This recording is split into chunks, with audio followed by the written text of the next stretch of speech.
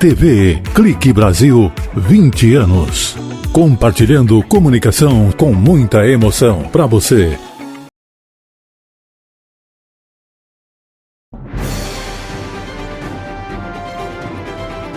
Tele Brasil Notícias. Olá, está começando a sua edição semanal do jornal Tele Brasil Notícias através da TV Clique Brasil, que está completando 20 anos, trazendo entretenimento, informação, música e muitas variedades aí para você.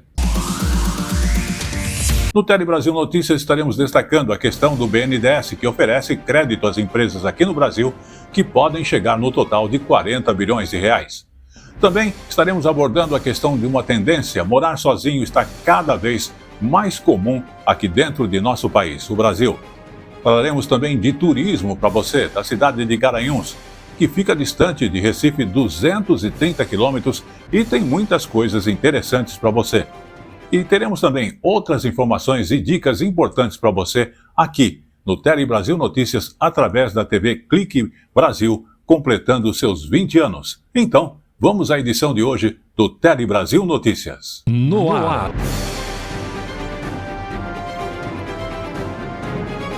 Tele Brasil Notícias. E começamos a edição do jornal Tele Brasil Notícias falando do BNDES, que é o Banco Nacional de Desenvolvimento Econômico e Social, que anunciou no último dia 22 de agosto as medidas que serão tomadas justamente para oferecer crédito às empresas aqui no Brasil que acabaram sendo afetadas pelo tarifaço imposto aí pelo presidente dos Estados Unidos. Total pode chegar desses empréstimos a 40 bilhões de reais para que as empresas possam também manter os empregos e os seus negócios. Vamos observar. Estamos aqui em frente à sede do BNDES no centro do Rio. O Plano Brasil Soberano, que foi anunciado hoje, visa garantir a saúde financeira de milhares de empresas que foram atingidas pelo tarifaço de Donald Trump. Serão 30 bilhões de reais a juros subsidiados para as empresas que tiveram 5% ou mais do seu faturamento afetados e outros 10 bilhões de reais com juros um pouco maiores, mas ainda assim menores do que os juros de mercado para as empresas que foram menos atingidas. Em contrapartida, o governo vai exigir que os empresários mantenham o emprego, que deverá ficar na média dos últimos 12 meses e deverá se estender este emprego até o 16º mês após a contratação do empréstimo. Os empresários deverão procurar os bancos nos quais tenham conta a partir da segunda semana de setembro, quando o dinheiro já deverá estar disponibilizado. O BNDES também vai disponibilizar 22 bilhões de reais como fundo garantidor aos bancos para viabilizar este empréstimo aos empresários. Mas esta medida precisa passar ainda pelo Congresso. Após a coletiva, o presidente do BNDES, Aloysio Mercadante, detalhou o plano. Vamos assistir. São 30 bilhões de reais para as empresas mais diretamente impactadas, com taxas de juros muito favorecidas, 22 bilhões e meio de fundo garantidor para garantir as operações de crédito, dar segurança aos bancos, que eles podem emprestar, porque o BNDES garante, o Banco do Brasil garante a operação, e mais 10 bilhões de reais do BNDES para as empresas que tiveram impacto menor, mas de alguma forma também tiveram prejuízo. Então, a nossa expectativa é que todo esse procedimento, ter as estatísticas das empresas, como elas foram atingidas, o tamanho, enfim, que tudo isso a gente consiga efetivamente começar as primeiras aprovações de crédito a partir da semana que se inicia em 15 de setembro. Vamos agora então falar de opções de trabalho para as mulheres, porque cada vez mais a construção civil tem sido uma opção de trabalho para as mulheres. No canteiro de obras, elas já representam 20% do total de trabalhadores. Mas vamos conferir mais detalhes, justamente de histórias importantes e interessantes, na reportagem da Pref TV de Caruaru. Elas realizam com primor no canteiro de obras um trabalho antes feito quase que exclusivamente por homens. Embora a construção civil ainda seja majoritariamente um ambiente masculino, a presença feminina vem se consolidando de forma significativa no setor. De acordo com o Cadastro Geral de Empregados e Desempregados, CAGED, das 110.921 vagas formais criadas no segmento no último ano de 2024, 20,02% desses postos de trabalho foram ocupados por mulheres. Além de contribuir para a construção dos sonhos de muitas famílias, elas também constroem os próprios sonhos, como no caso de Cristiane. Estou trabalhando aqui para conseguir concluir o meu sonho, né? E realizando novos sonhos de outras pessoas. Aqui são grupos de 11 trabalhadoras para a Casa Duas Casas em Construção, que envolvem pedreiros, serventes e supervisores de obras, onde essas mulheres estão inseridas. O que a gente quer, na verdade, é que elas cresçam aqui dentro, que se tornem pedreiras, serventes polivalentes, líderes.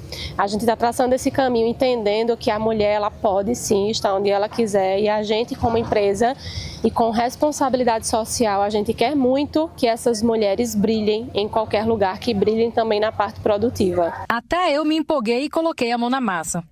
Olha aí. Olha, será que para a primeira vez também? Para Laura Samara, estar aqui é mais que um sonho realizado, é um objetivo de vida. Eu acredito que nem eu esperava estar onde eu estou hoje. E vamos dizer que no auge do sucesso, aos 25 anos, com minha família construída e no auge de tudo, né? No auge da minha carreira também profissional. Tanto minha família quanto meus colegas de trabalho, minhas colegas de trabalho, porque não só tenho eu como supervisora hoje, tem mais algumas mulheres, que eu acredito que se torna um sonho realizado para todas, de estar onde a gente está. Vamos agora então falar de saúde, justamente de um estudo que comprovou a eficácia da vacina contra a dengue. A notícia está, além de espalhada, já tem até documento, e publicados inclusive. Trata-se dos efeitos, em especial entre jovens.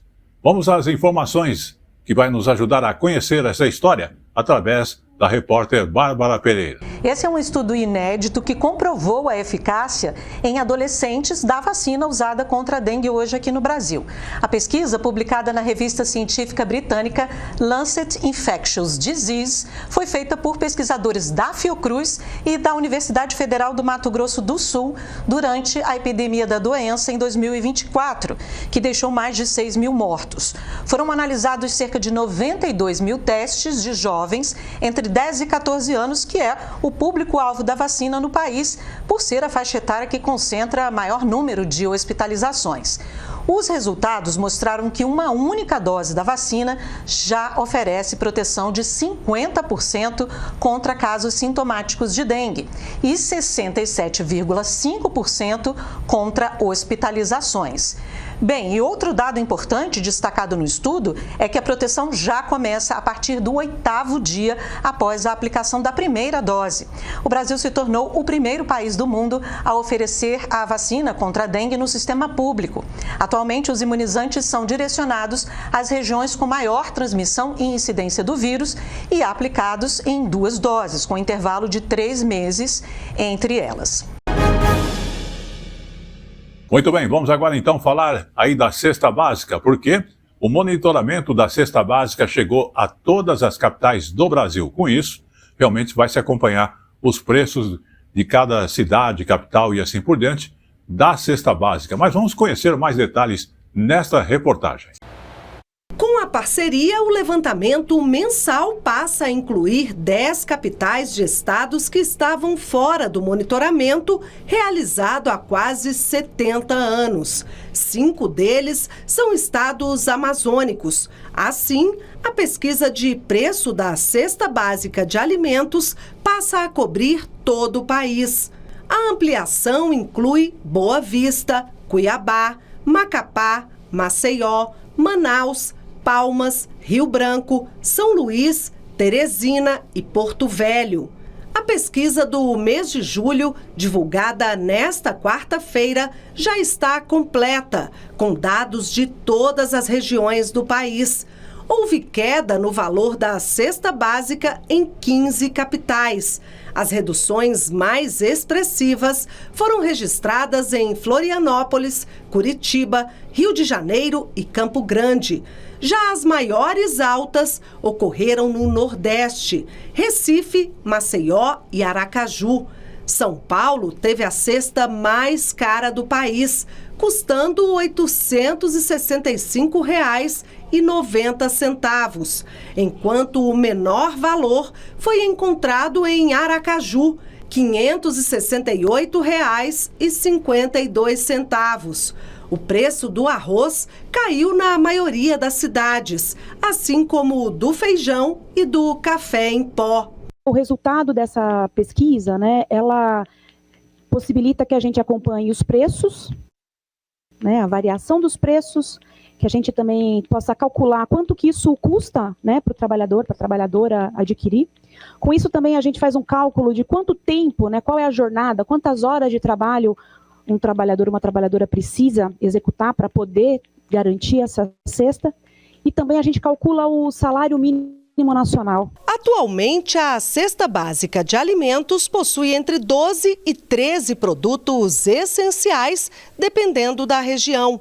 O conceito, criado em 1930, nasceu para garantir segurança alimentar, mas hoje é considerado ultrapassado. Por isso, o acordo entre a CONAB também prevê estudos para a implantação de uma nova composição da cesta básica, que pode variar entre 30 e 35 itens. Muito importante, respeitando os hábitos alimentares de cada região. Se em determinada região se consome mais carne ou mais legumes ou determinadas frutas, a gente vai incluir com essa variável o valor de uma região da cesta básica, e os produtos que vão ser acompanhados pelo Diese e pela Conab agora tem diferenciação também por região para levar em conta esse respeito dos hábitos alimentares. É uma pesquisa que demonstra um passo à frente, quer dizer, nós não podemos nos acomodar em relação ao que nós estamos vivendo hoje, e o governo fará uma análise muito detida do preço dos alimentos e tomará todas as providências para a diminuição dos preços dos alimentos, para que os trabalhadores brasileiros e o povo brasileiro possam se alimentar bem, adequadamente, fartamente, com alimentos saudáveis. Então, acho que hoje a gente dá um passo nessa direção.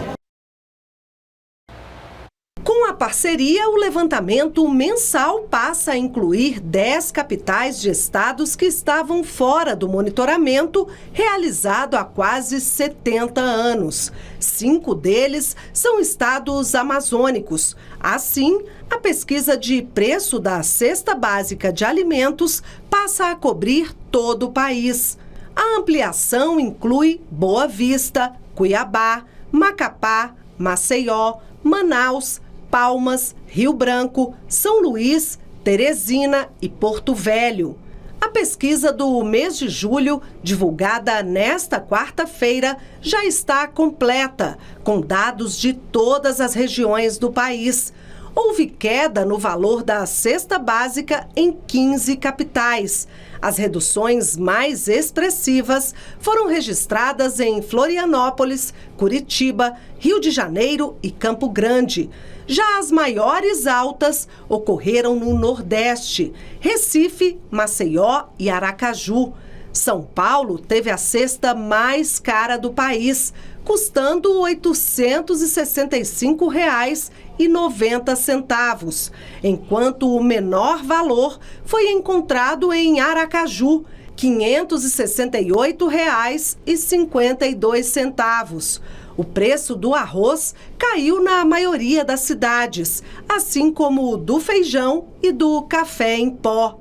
O resultado dessa pesquisa, ela possibilita que a gente acompanhe os preços, a variação dos preços, que a gente também possa calcular quanto que isso custa, para o trabalhador, para a trabalhadora adquirir. Com isso também a gente faz um cálculo de quanto tempo, qual é a jornada, quantas horas de trabalho um trabalhador, uma trabalhadora precisa executar para poder garantir essa cesta. E também a gente calcula o salário mínimo mínimo nacional. Atualmente, a cesta básica de alimentos possui entre 12 e 13 produtos essenciais, dependendo da região. O conceito, criado em 1930, nasceu para garantir segurança alimentar, mas hoje é considerado ultrapassado. Por isso, o acordo entre a CONAS também prevê estudos para a implantação de uma nova composição da cesta básica, que pode variar entre 30 e 35 itens. Muito importante, respeitando os hábitos alimentares de cada região. Se em determinada região se consome mais carne ou mais legumes ou determinadas frutas, a gente vai incluir com essa variável o valor de uma região da cesta básica, e os produtos que vão ser acompanhados pelo Diese e pela Conab agora tem diferenciação também por região para levar em conta esse respeito dos hábitos alimentares. É uma pesquisa que demonstra um passo à frente, quer dizer, nós não podemos nos acomodar em relação ao que nós estamos vivendo hoje, e o governo fará uma análise muito detida do preço dos alimentos e tomará todas as providências para a diminuição dos preços dos alimentos, para que os trabalhadores brasileiros e o povo brasileiro possam se alimentar bem, adequadamente, fartamente, com alimentos saudáveis. Então, acho que hoje a gente dá um passo nessa direção. E vamos aos nossos apoiadores e já estaremos de volta. A informação na medida certa que você gosta. Um telejornalismo dinâmico, nacional e regional. Em primeira edição, às 11 horas da manhã, na sexta-feira. E em segunda edição, no domingo, às 21 horas. Jornal Tele Brasil Notícias. A informação na medida certa.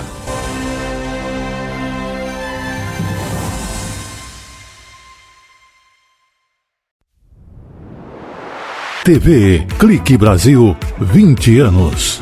Compartilhando comunicação com muita emoção para você. Vamos agora falar então da questão de morar-se sozinho, que está cada vez mais comum no Brasil. É o que mostra uma pesquisa divulgada pelo IBGE. O estudo também consta as dificuldades do brasileiro em comprar um imóvel e viver de aluguel. É a realidade em quase 1/4 das casas do país. Vamos observar. O tradicional modelo de família com pais e filhos sob o mesmo teto ainda predomina no Brasil. Mas um movimento silencioso está mudando esse cenário. Os brasileiros estão vivendo cada vez mais sozinhos. Em pouco mais de uma década, a proporção de lares com um único morador saltou de 12% para 18,6%. Nalane Fernandes ainda mora com os pais, mas quando sair, não pensa em dividir seu espaço. Eu trabalho já com muita gente, viajando e tudo mais, então assim, eu gosto de ficar sozinha quando posso. E dividir com outra pessoa, acho que com a idade que eu tenho não seria tão legal. A pesquisa também revela outras transformações importantes. O sonho da casa própria, por exemplo, ainda é distante para muitos brasileiros. Em 2016, 18% dos domicílios eram alugados. Em 2024, essa taxa subiu para 23%. Isso indica uma concentração da posse dos domicílios, ou seja, da riqueza no Brasil. Menos pessoas são proprietárias de mais domicílios. Essa servidora pública ficou 18 anos em uma favela no Rio de Janeiro pagando aluguel, mas saiu dessa condição graças ao programa Minha Casa Minha Vida. O trabalhador não tem como ter imóvel se não tiver investimento público, política pública para moradia. Aqui no centro, por exemplo, está cheio de prédio vazio. Tinha que os governos se reunirem para poder distribuir isso com moradias, com preço facilitado, financiamento, juros baixos. O IBGE também levantou dados sobre os bens que as pessoas têm em casa. Quase todos os brasileiros possuem geladeira, por exemplo. Mas a máquina de lavar roupas, item que facilita o dia a dia, ainda não está presente em 30% dos lares. No Nordeste, apenas 4 em cada 10 casas têm esse eletrodoméstico, enquanto no Sul, a proporção é de 9 para cada 10. A mesma desigualdade se repete quando o assunto é ter um carro. Menos de 30% dos domicílios no Norte e no Nordeste possuem um veículo. São as únicas regiões do país em que as pessoas têm mais motos que automóveis. No Brasil, nem metade dos domicílios conta com carro e nem 26% com uma moto. Ou seja, em mais de um quarto das casas não existe nenhum nem outro. Mais de 54 milhões de pessoas que dependem do transporte público. Diante desse cenário, a população cobra mais investimentos para a melhoria desse serviço. Eu acho que tem que ter um investimento pesado de todas as esferas governamentais e também que a sociedade civil participe disso, fiscalizando e apresentando ideias também, porque ficar só criticando sem dar solução não resolve. Muito bem, vamos falar de sites e redes sociais que têm até 48 horas para, justamente a partir do dia 19 de agosto, retirarem todas as propagandas de cigarros eletrônicos. Os vapes têm fabricação e comercialização, inclusive, proibida pela Anvisa. Vamos ter mais detalhes sobre essa determinação com o Elmar Lima. Gente, é muito simples de entender a recomendação. Todos os sites têm 48 horas para retirar do ar todas as propagandas de cigarros eletrônicos, os vapes. E essa contagem não começou agora não, começou ainda na noite de ontem, ou seja, já tem quase 24 horas. E a determinação vale para as redes sociais, Facebook, Twitter, Instagram e também para os sites, para os e-commerces. Todo mundo está dentro dessa determinação. E é fácil de entender, viu? Esse produto, ele é proibido aqui no Brasil. É proibido de fabricar, é proibido de comprar, é proibido de importar. Por que seria, então, permitido de anunciar um produto desse? Não pode. Se não pode vender, não pode anunciar. É muito simples. E, tem um detalhe. Todas essas plataformas, eles vão ter que prestar contas com o governo federal. Vão ter que apresentar relatórios detalhados em até 10 dias úteis. O que é que tem que conter nesses relatórios? É simples também. Quais anúncios foram derrubados, quais plataformas, quais contas foram bloqueadas e também quais medidas foram adotadas para que novos anúncios não aconteçam. E não adianta tentar burlar a lei, hein? Não pode deixar essa propaganda apenas para os maiores de 18 anos. De jeito nenhum, nem para maiores, nem para menores, nem para idosos, para ninguém. O governo está de olho em todo mundo. E aí a determinação é muito simples. Não pode anunciar, não pode publicizar e quem teimar vai sofrer sanções. Ponto final. Vamos agora também falar dos idosos, que no Brasil já representam quase 16% da população. O número de pessoas com mais de 60 anos cresceu 56% em justamente 15 anos. A população está envelhecendo e especialistas alertam para a importância de se prepararem desde cedo para a aposentadoria. E políticas públicas, inclusive voltadas para esse público, podem garantir uma velhice mais tranquila. Vamos observar, porque tem muitas coisas de instrução sobre a questão da aposentadoria e como nós nos comportarmos diante da aposentadoria. Deixar de trabalhar pode significar mais tempo para o lazer, para a família, mas pode se transformar num período de muita angústia e de perda de identidade. Eliane e Regina são amigas há quase 50 anos. As duas tiveram uma percepção diferente da aposentadoria e da vida fora do mercado de trabalho. Então foi bem complicado entender essa nova realidade, né? E é um sentimento, assim, de momentos de muita angústia, sabe? De você não se localizar na sociedade mais, você não ter, não achar seu lugar, sabe? Então eu sempre tenho alguma coisa para fazer, mas eu virei mais para mim mesmo, para fazer coisas que eu sempre quis fazer, não que me impedisse de fazer, mas que eu tenho mais liberdade para fazer a hora que eu quiser, viajar, né? Então, para mim não foi, mas eu acho que isso é problema para muitas pessoas. Um dos desafios principais de quem se aposenta é dar conta da nova fase da vida com um salário muitas vezes menor em um momento em que os gastos com saúde aumentam. Para uma transição mais tranquila, esta especialista sugere ressignificar o processo de envelhecimento. Tem que se preparar porque a pessoa tem que ter, primeira coisa, condições financeiras para envelhecer. Não tem nada mais cruel do que combinar dois aspectos, velhice e pobreza. A gente não envelhece aos 60, a gente começa a envelhecer muito antes disso. E aí a importância da gente entender que a velhice é uma dádiva, é um presente, não é para todo mundo. Então, se ela é um presente, é quase uma poesia, quando você vai ter mais tempo para você, é quando você reflete o que você já fez na sua vida e o que você ainda pode fazer. E são muitas coisas que você pode fazer. É contribuir afetivamente com a família, é ser um aporte que a família pode contar. E sim, vai ter as vulnerabilidades biológicas e a pessoa precisa se preparar para aprender a conviver com essas vulnerabilidades. No Brasil, segundo o último censo do IBGE, 15,6% da população, mais de 32 milhões de pessoas, tinha mais de 60 anos, um aumento de 56% em relação a 2010, quando eram 20 milhões.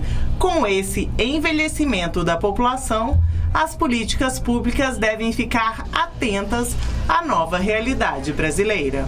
Tem algumas empresas, Bruno, tanto do setor público quanto do privado, que já começa a preparar a pessoa para a aposentadoria. Esse, para mim, seria um dos pontos mais estratégicos para toda a sociedade, de como nós vamos preparar essa pessoa para se aposentar e dar para ela as possibilidades de continuar fazendo o que ela sempre fez, talvez de um outro jeito, talvez com menor tempo, fazer coisas novas. E se ela quiser descansar e começar a incluir outros hobbies na sua vida, que assim também ela possa fazer com a permissão, com uma autopermissão e sem a preocupação do que vão achar dela.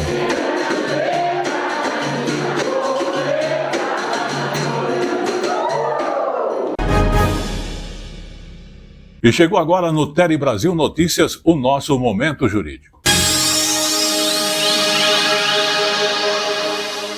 Momento Jurídico aborda a questão do juiz que pode acessar redes sociais do acusado para fundamentar prisão preventiva. Vamos observar mais detalhes através desta reportagem. Juiz pode acessar redes sociais do acusado para fundamentar prisão preventiva. A decisão é da 5ª Turma do Superior Tribunal de Justiça. Os ministros do colegiado decidiram que os juízes podem consultar perfis públicos de redes sociais de investigados e utilizar as informações coletadas como fundamento para decretar prisão preventiva ou outras medidas cautelares. Para a 5ª Turma, esse tipo de consulta não viola o sistema acusatório nem compromete a imparcialidade do magistrado, desde que respeitados os limites legais. A controvérsia teve início em exceção de suspeição movida contra um juiz que, ao examinar o pedido de prisão preventiva e outras medidas cautelares apresentado pelo Ministério Público, consultou as redes sociais do réu para conferir dados mencionados na denúncia. A defesa alegou que houve violação ao sistema acusatório estabelecido no Código de Processo Penal, porque o magistrado teria extrapolado sua função de julgador ao atuar diretamente na coleta de elementos de prova, o que seria competência exclusiva das partes. O Tribunal de Justiça de Santa Catarina rejeitou os argumentos e a defesa recorreu ao STJ. Ao analisar o caso, o relator, ministro Joel Ilan Paciornik, ressaltou que o magistrado agiu dentro dos limites do sistema acusatório ao exercer seu livre convencimento motivado, realizando uma diligência suplementar, baseada em dados públicos. Todos os ministros da 5ª Turma seguiram o voto do relator, entendendo que trata-se de uma atuação legítima e compatível com a imparcialidade exigida da função jurisdicional, inclusive alinhada a entendimentos do Supremo Tribunal Federal, que já reconheceu que o juiz, mesmo no modelo acusatório, pode determinar de ofício a realização de diligências para esclarecer pontos relevantes, ouvir testemunhas ou complementar sua oitiva, bem como proferir sentença condenatória independentemente da posição do Ministério Público. E vamos aos nossos apoiadores e já estaremos de volta. O melhor da informação, da notícia, está aqui.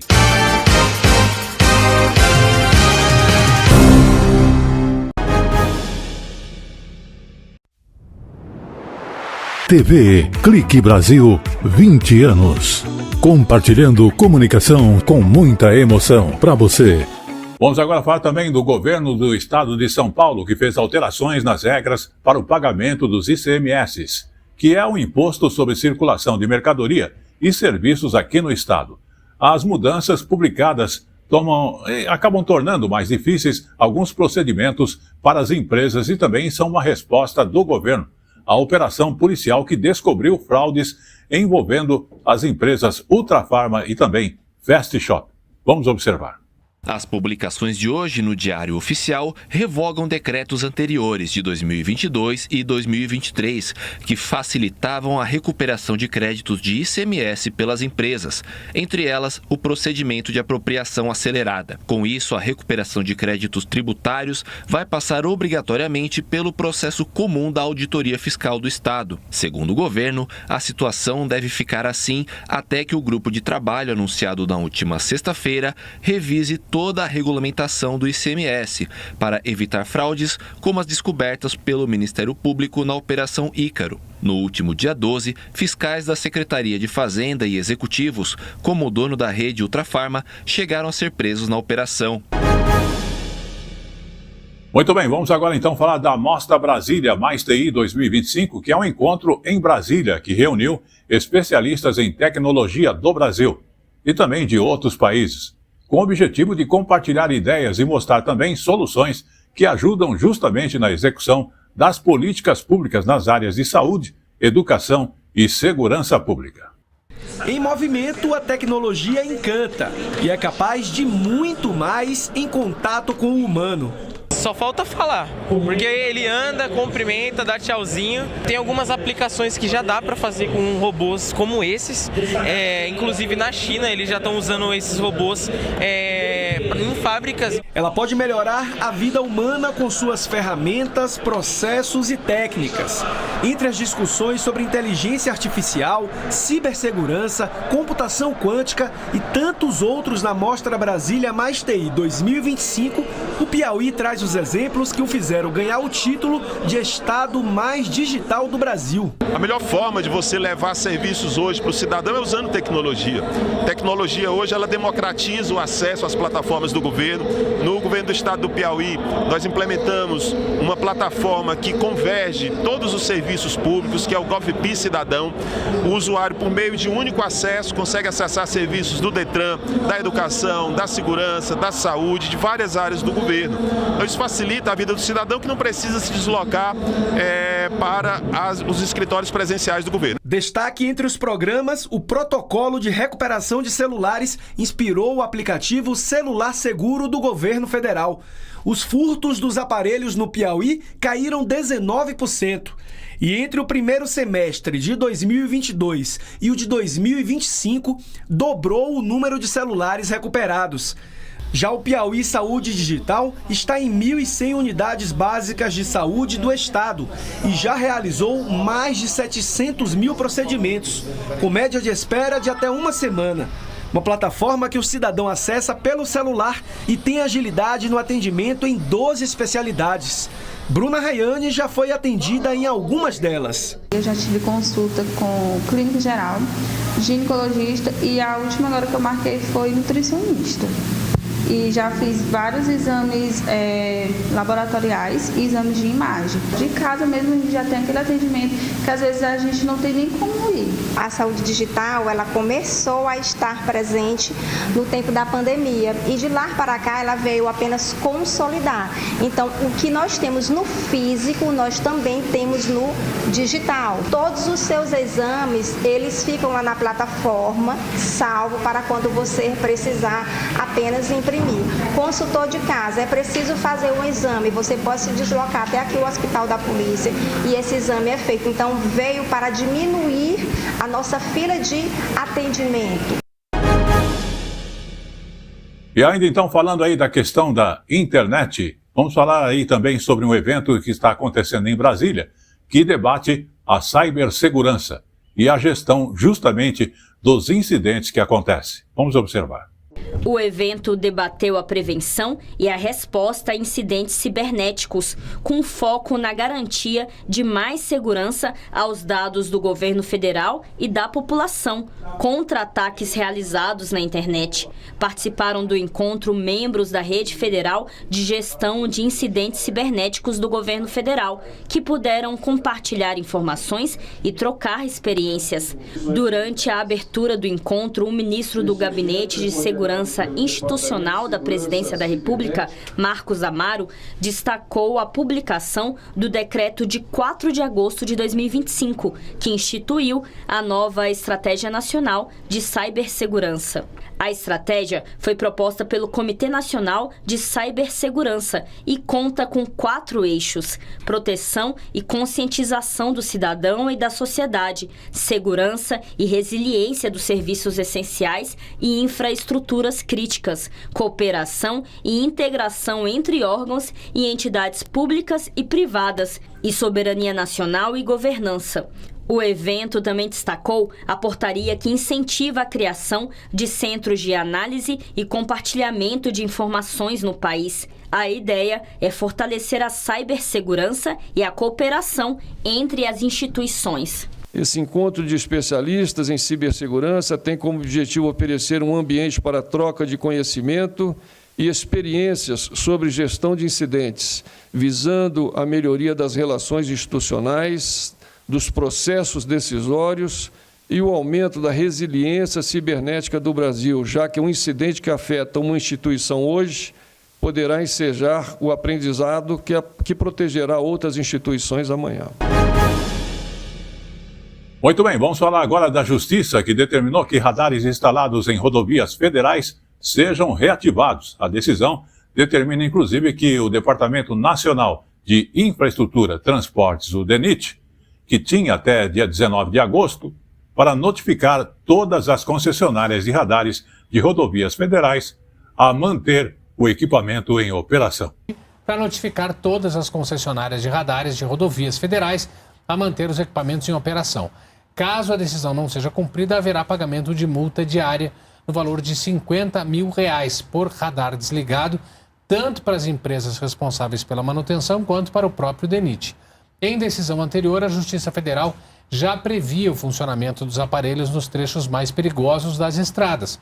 E ainda falando do assunto, o DENIT informou que não havia recursos no orçamento para manter esses serviços em nota. E o órgão também esclareceu que foi intimado da decisão e empregará esforços necessários para cumprir a determinação. E vamos aos nossos apoiadores e já estaremos de volta. TV Clique Brasil, 20 anos. Compartilhando comunicação com muita emoção para você.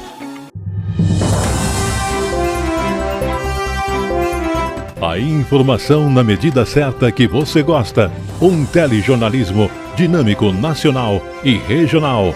Em primeira edição, às 11 horas da manhã, na sexta-feira. E em segunda edição, no domingo, às 21 horas. Jornal Tele Brasil Notícias. A informação na medida certa.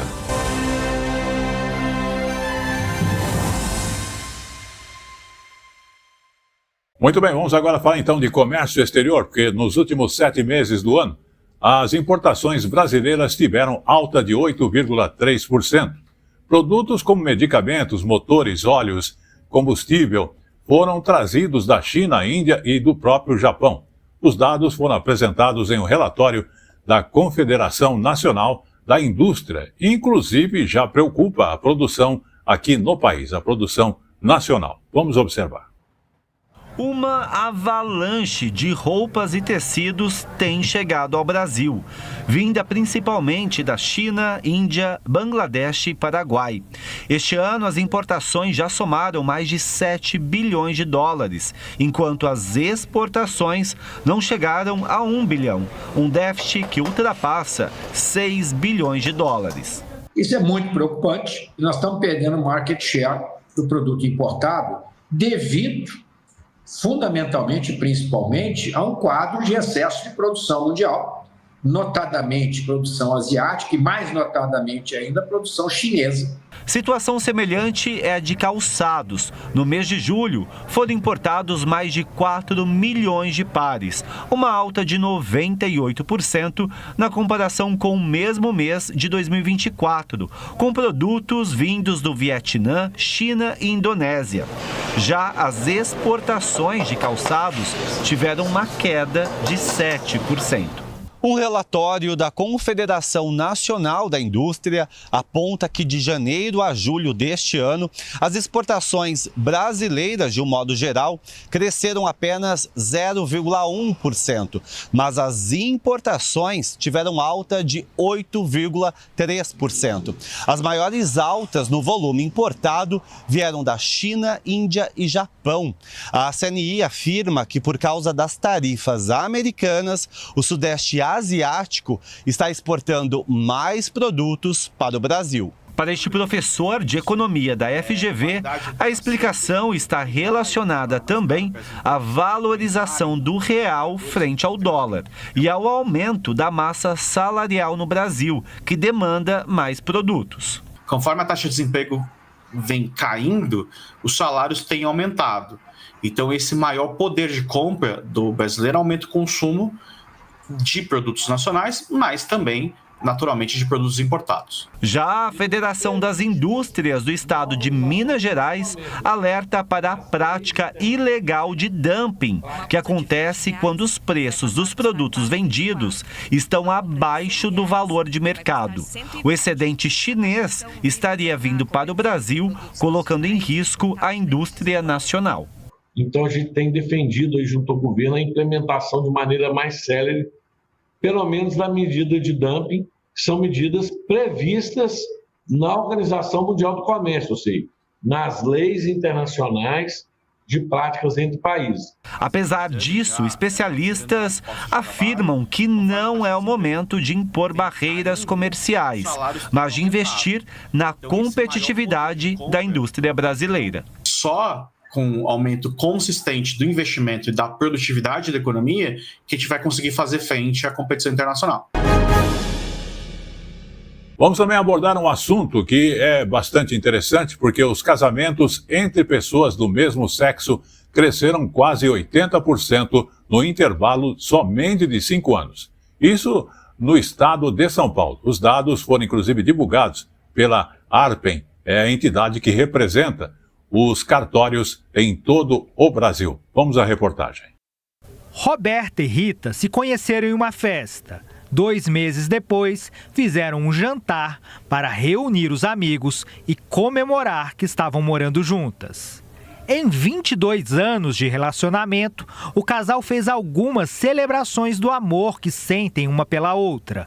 Porém, em 2013, uma resolução do Conselho Nacional de Justiça obrigou os cartórios a registrarem os casamentos homoafetivos. Acho que sempre fica numa insegurança muito grande da comunidade que esse direito vai ser honrado, que a família vai reconhecer a existência desse relacionamento. Os casamentos homoafetivos não têm nenhuma diferença legal ou de procedimento em relação aos heteroafetivos. Os documentos necessários são os mesmos. Os casamentos também concedem os mesmos direitos. Em 2024, o estado de São Paulo registrou 4.800 casamentos homoafetivos. O número representa um aumento de 80% em comparação com 2020 e mais do que o dobro das celebrações feitas em 2014. Essas pessoas já vinham morando juntas ou já vinham de união estável ou namorando. Eu acredito que tenha sido isso. As pessoas realmente se sentiram acolhidas e, com isso, buscaram exercer o seu direito, né? Apesar do reconhecimento oficial fortalecer famílias como a da Rita e da Roberta, a possibilidade de retrocessos é um medo presente. Tudo que for direito, que a gente puder fazer, exercer, a gente vai. Muito bem, vamos agora falar então de poluição, porque as crianças são as que mais sofrem com a questão da poluição. Levantamento feito no Rio de Janeiro mostra que a má qualidade do ar tem influência na saúde de crianças menores de 5 anos de idade em bairros onde a poluição é sempre mais alta. Ar puro está cada vez mais raro. Principalmente nas cidades, a poluição causada pelos carros, pelas fábricas, se mistura ao ritmo frenético da população nas ruas. Quem passa aqui no calçadão de Bangu, na zona oeste do Rio, reclama da qualidade do ar. Está poluído. Estamos resfriado está custando a ir embora. Acho que aqui na rua em si, calçadão, é muita poeira. Não sei se os carros passam ali também, se isso ajuda a poluir mais. As crianças são as que mais sentem os efeitos da poluição. Eu acho péssimo, porque meus filhos vivem tendo crise de asma, bronquite, cada vez só piora mais. As crianças também são as principais vítimas. Um levantamento realizado no Rio de Janeiro concluiu que a poluição pode ter contribuído para a morte de 8,5% das crianças de até 5 anos de idade em bairros da cidade que têm os piores índices de qualidade do ar. Os pesquisadores cruzaram informações do Sistema Único de Saúde sobre mortes de crianças nesta faixa etária por doenças respiratórias e cardiovasculares e a presença de material particulado fino no ar, que causa complicações para a saúde dos pequenos. A análise da qualidade do ar foi feita em 3 bairros da zona oeste do Rio: Santa Cruz, Paciência e aqui em Bangu.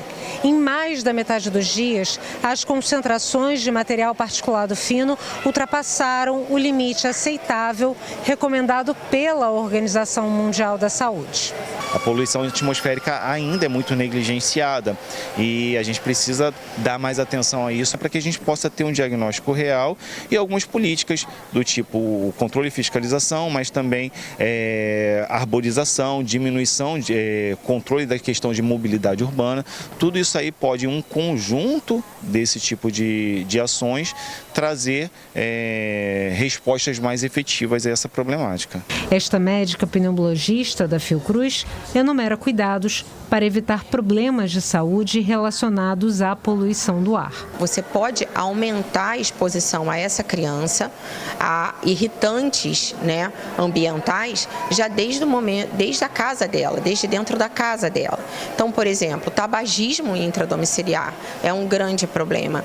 Aqueles indivíduos, em algumas regiões do país com alta vulnerabilidade social, nós ainda temos, por exemplo, fogão a lenha, que queima muito, que produz muitas substâncias, muitas partículas que ficam naquele ambiente que são inspirados.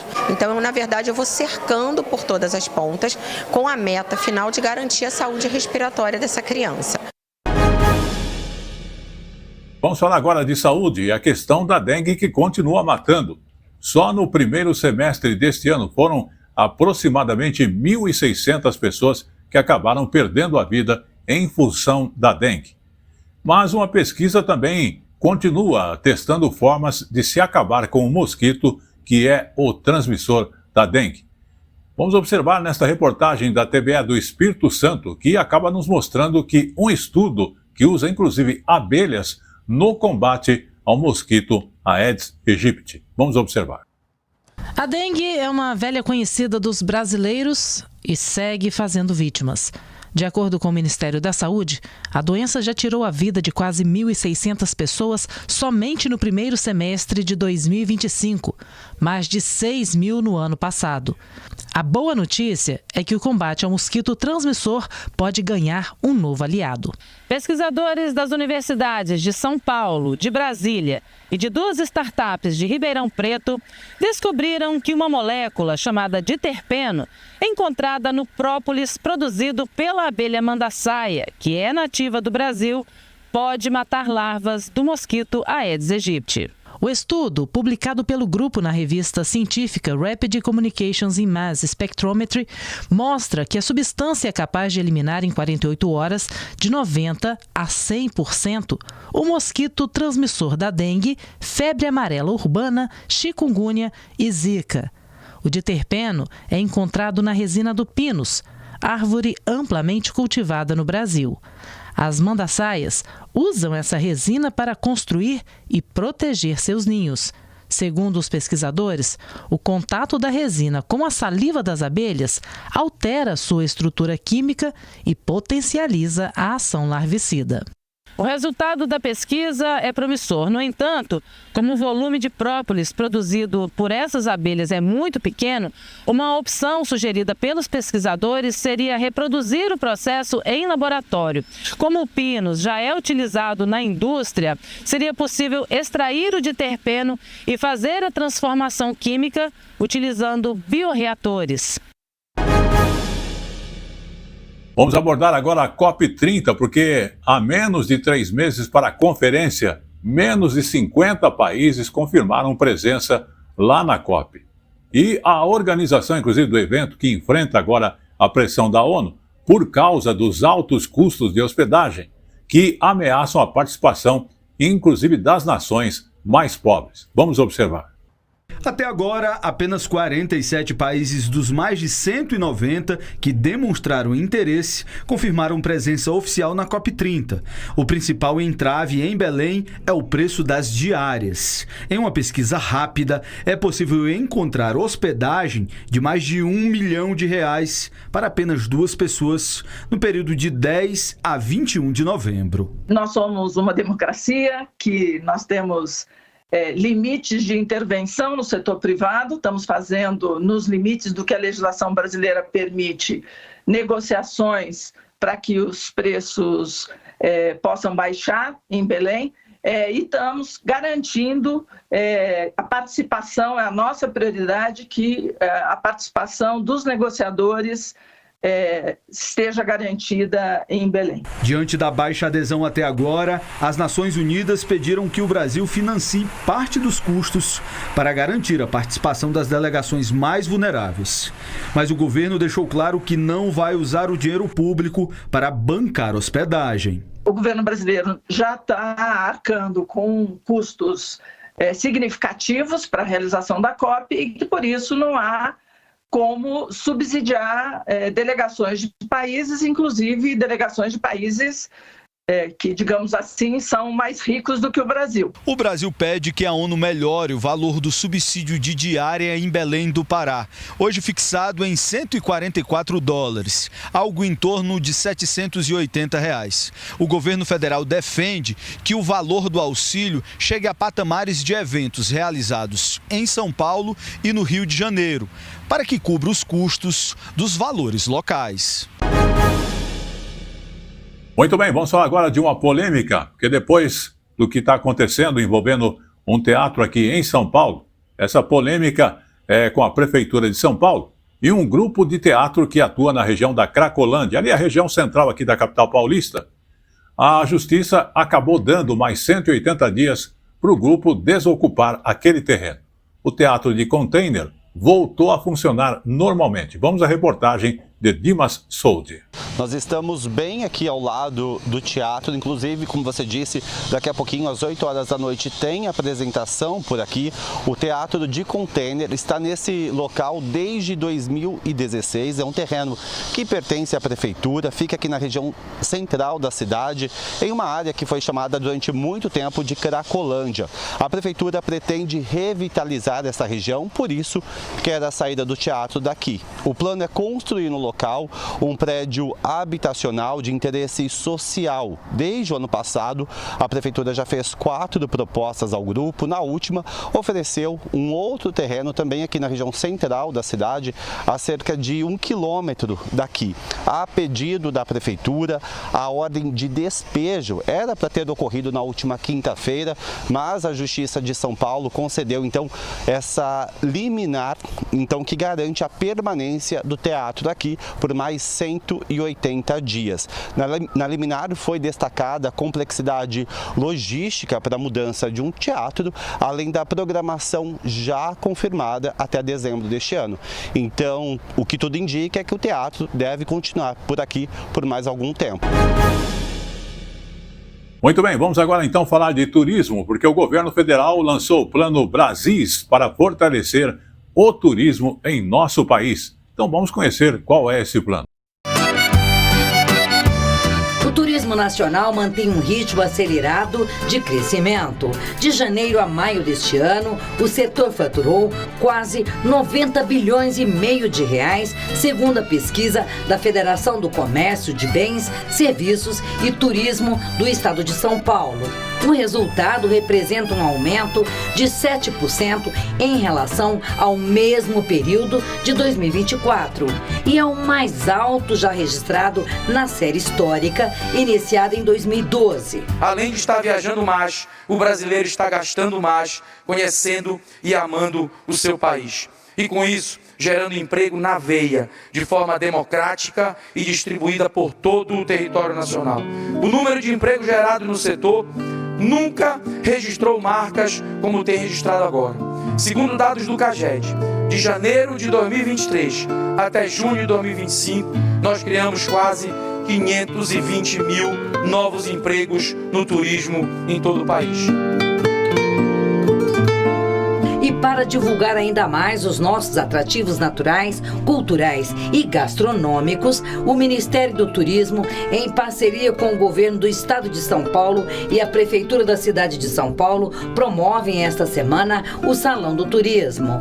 O ministro da Fazenda participou da abertura do evento e disse que o turismo reflete o estado geral da atividade econômica de um país. Para a família brasileira, para sobrar um dinheiro para fazer turismo, é porque ela já conseguiu honrar boa parte dos seus compromissos rotineiros. Já pagou a conta da luz, já pagou a escola do filho, já pagou a água, já pagou... Então, quando o turismo vai bem, é sinal que o desemprego está em baixa, que a inflação está sendo controlada, é sinal que a renda do trabalhador, sobretudo das camadas, até um determinado 4, 5 salários mínimos, está prosperando.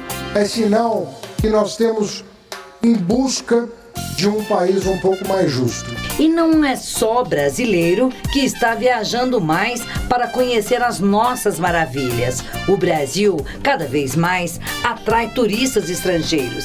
E para ampliar esse potencial, o Ministério do Turismo, em parceria com a Embratur e o Sebrae, lançou durante o Salão Nacional do Turismo o Plano Brasis, que servirá de bússola para fortalecer a identidade brasileira no exterior. Em 2025 a gente conseguiu bater todos os recordes novamente. E a gente tem computado até o mês 7. Até o mês 7 nós chegamos a 5,9 milhões de turistas internacionais. Então, esse Brasil espetacular, esse Brasil diverso, que nunca chegou a 7 milhões de turistas, esse ano com certeza absoluta vai passar de 8 milhões de turistas.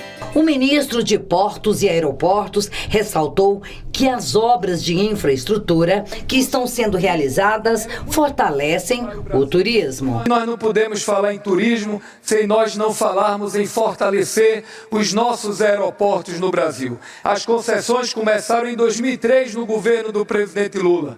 Hoje nós temos 59 aeroportos concessionados no Brasil, 12 concessões, e nesse momento nós estamos vivendo o maior volume de investimentos da história do setor aeroportuário brasileiro, quase 10 bilhões de investimentos. E o vice-presidente Geraldo Alckmin também destacou o potencial do setor e disse que, além de gerar emprego e renda, o turismo promove saúde. O ser humano não é máquina, trabalha, não.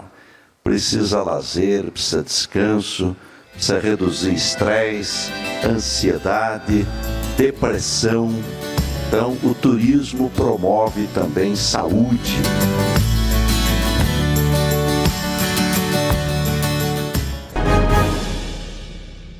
Muito bem, ainda falando de turismo, vamos falar aí dos mais de 73 milhões de passageiros que circularam pelos aeroportos brasileiros de janeiro a julho deste ano. Isto foi um recorde. E quem tem as informações é o repórter Vladimir Platonov. Vamos observar. Realmente os brasileiros nunca voaram tanto quanto este ano. A movimentação nos aeroportos subiu 10% de janeiro a julho deste ano, comparado com o mesmo período do ano passado. Esse levantamento é do Ministério de Portos e Aeroportos. Para ser exato, foram 73 milhões e 400 mil passageiros nos nossos aeroportos em voos domésticos e internacionais.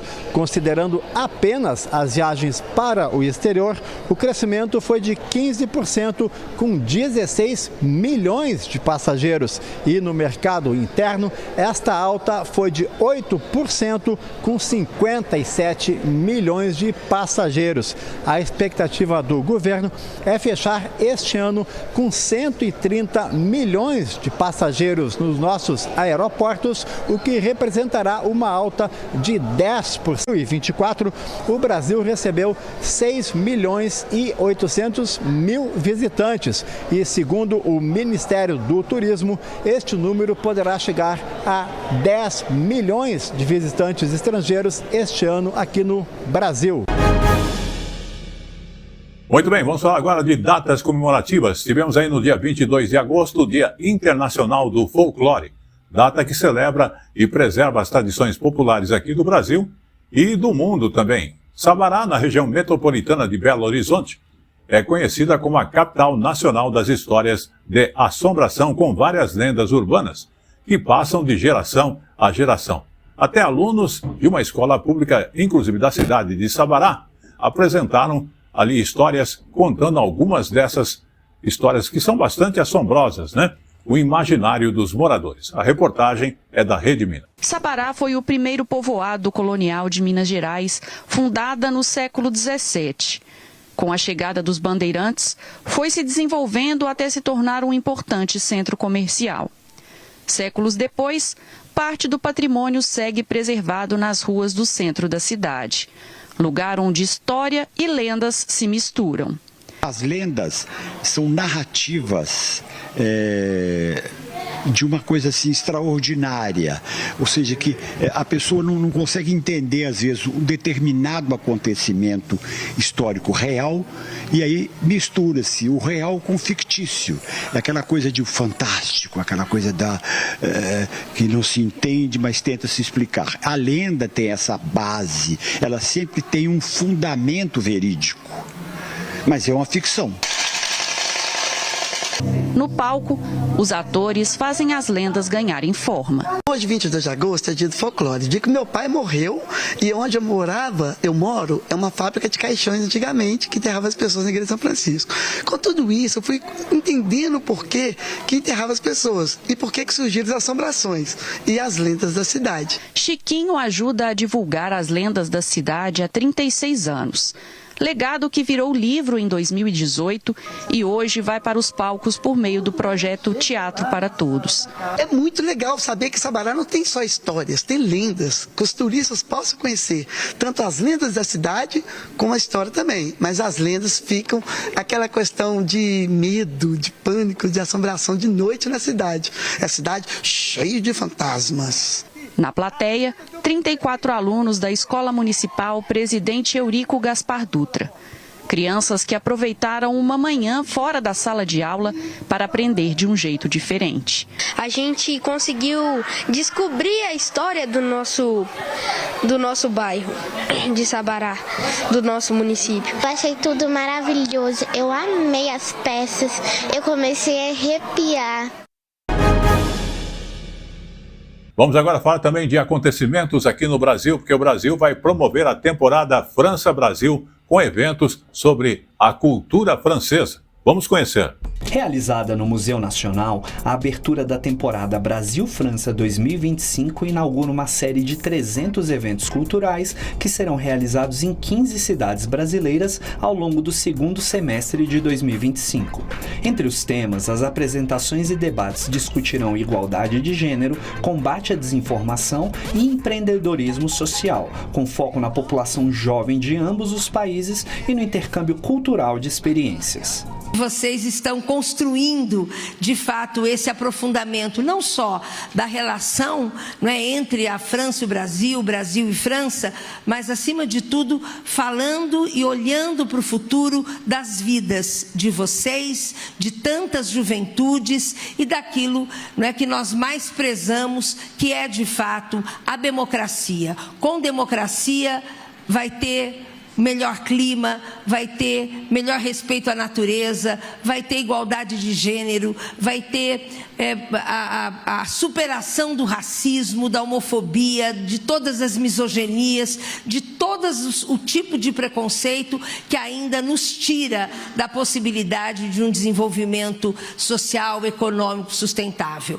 Durante o evento, a ministra da Cultura falou sobre a reformulação da Lei Rouanet, que foi alterada no início de 2025 para tornar os mecanismos de editais de cultura mais inclusivos, eficientes e acessíveis. A ministra também falou sobre a importância do acesso à cultura pela juventude, um dos focos das políticas públicas que estão sendo feitas pelo governo federal. Uma das nossas políticas da nova remodelagem da Lei Rouanet é justamente Rouanet Juventudes, né? Tem aqui uma representação da Secretaria da Juventude também aqui presente, para que a gente consiga fazer com que essa ferramenta, a Lei de Incentivo à Cultura, é um mecanismo, para que esse mecanismo seja melhor aproveitado por todo o povo brasileiro, para todas aquelas pessoas que estão ligadas à cultura, que elas tenham pelo menos a oportunidade de se inscrever no edital, tenham a oportunidade, os gestores, de entender como é que funciona, o que você precisa.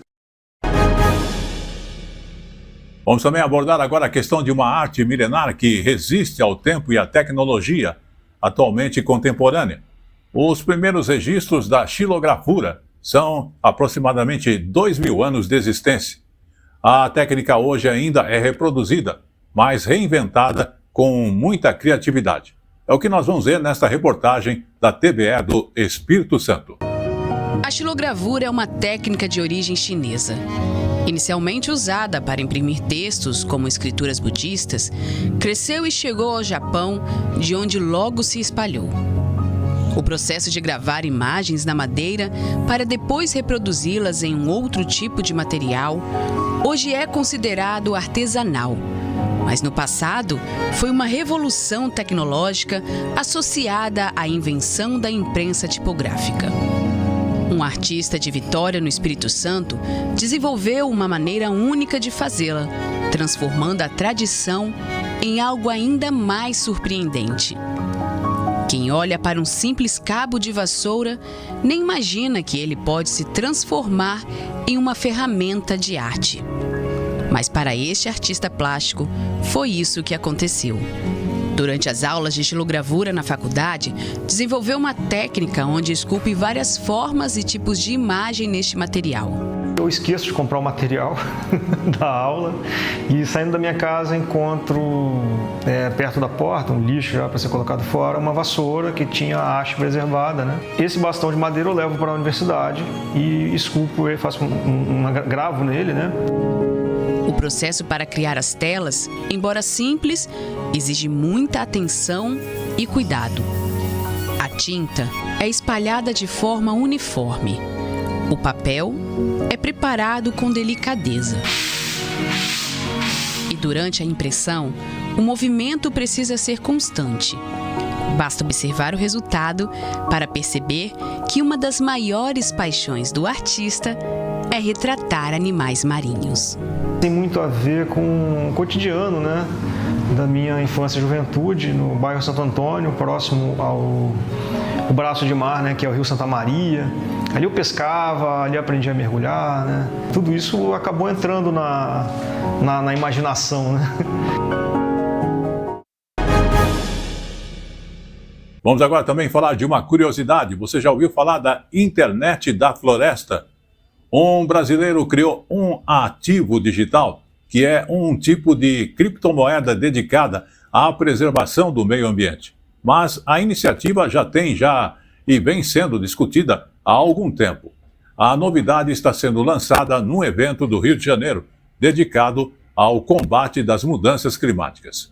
E vamos conferir então e conhecer um pouco mais sobre o One Amazon, que está aí nesta reportagem para você. A floresta amazônica se espalha por 8 países da América do Sul e pela Guiana Francesa, com sua maior parte no Brasil. O bioma abriga 10% da biodiversidade do planeta e tem papel crucial para a regulação do clima de todo o mundo. Mas a floresta vem sofrendo com o desmatamento, as queimadas e a exploração de madeira. e se preservar fosse mais lucrativo do que devastar a floresta amazônica. É exatamente isso que a iniciativa One Amazon pretende. Trata-se do primeiro ativo digital certificado na Bolsa dos Estados Unidos, lastreado na natureza. A ideia é que cada ativo adquirido garanta a preservação de pelo menos 1 hectare da floresta amazônica. A iniciativa foi apresentada na Semana de Ação Climática no Rio, que teve a abertura oficial hoje no Museu do Amanhã. Cada hectare que nós preservamos, nós monitoramos de cima para baixo, com imagem de satélite, tecnologia de LiDAR e drones, e de baixo para cima, utilizando uma enorme gama de sensores que nós desenvolvemos uma metodologia junto com o MIT de Boston, nos Estados Unidos, para criar o que nós chamamos da primeira internet da floresta. Então, comunicando tanto as imagens de satélite como os sensores e tendo uma quantidade de dados reais que nós comunicamos para o mercado, para pela primeira vez o mercado poder votar com a sua carteira, qualquer indivíduo poder comprar, financiar a preservação da floresta e possivelmente lucrar com isso. Para o organizador do evento, o ativo digital One Amazon pode revolucionar a preservação ambiental. Não requer mudança de propriedade, ela não domina o uso de outros ativos como o carbono, como a biodiversidade, como a água, ela apenas define que a integridade daquele bioma é o que baseia o valor monetário de mercado daquele contrato. Agora, o principal é um fundo de investimentos que é criado para investir em outras soluções, em tecnologia e tudo mais, e todos são remunerados, especialmente o nosso planeta, porque é um estímulo para todos, um estímulo de mercado para manter o nosso bioma intacto. E como eu falo sempre, tudo que é bom dura pouco, e o Tele Brasil Notícias da semana está chegando ao seu final. Mas vamos falar aí da cidade de Garanhuns, que fica distante 230 quilômetros de Recife. Mas a personalidade da cidade, ela é totalmente outra. O clima ameno que convida para o consumo de vinho e chocolate. Isso é bem lá no nordeste do país. Você vai conferir na reportagem da Pref TV. Em pleno agreste pernambucano, Garanhuns surpreende. A cidade é um refúgio para quem busca frio, charme e natureza. O clima é ameno o ano inteiro e no inverno chega a registrar temperaturas que lembram o sul do país. Por isso é chamada de Suíça pernambucana. Mas o município tem identidade própria. O famoso relógio das flores, feito com plantas naturais, é um símbolo da cidade e parada obrigatória para o turista que passa pelo centro. O mais aqui é o relógio, né, que a gente vem para cá. Gosto de lugares que chocolate. Aqui em Garanhuns, o clima frio e a altitude criaram um ambiente perfeito para o cultivo das uvas e produção dos vinhos. Nesta propriedade, os turistas podem acompanhar todo o processo, desde o parreiral até a taça. E claro, fazer aquela degustação especial. A visita é guiada pela sommelier, em uma propriedade de aproximadamente 40 hectares. Desse total, 5 produzem 3 tipos de uvas. Não só o turismo, né, como também a geração de emprego e renda aqui para as pessoas, né, que nunca acharam que poderiam trabalhar com um produto desse como é a uva. Então, a gente tem um clima bacana, né, para o cultivo de uvas e também para chamar o turista para o nosso friozinho de Garanhuns experimentar aí vinhos maravilhosos. A experiência é encantadora e atrai visitantes de todo o país. É lindo ver todo esse processo, entender um pouco mais. O ambiente aqui também é muito agradável, é surreal. Quando o pôr do sol chega, a paisagem impressiona. A noite se aproxima e o frio te convida a permanecer mais um tempo na Cidade das Flores. E com esta última informação da cidade de Garanhuns, o Tele Brasil Notícias, através da TV Clique Brasil, que está completando 20 anos, está chegando ao seu final, agradecendo a sua audiência e lembrando que você acompanha as nossas informações através do YouTube ou Face ou diretamente no site do telebrasilnoticias.com.br. Queremos também informar que o Facebook, a Hora da Notícia, você acompanha as nossas informações também. E agradecemos a direção da TV Clique Brasil, e toda a nossa equipe de trabalho. E estaremos de volta, então, na semana que vem. Até lá!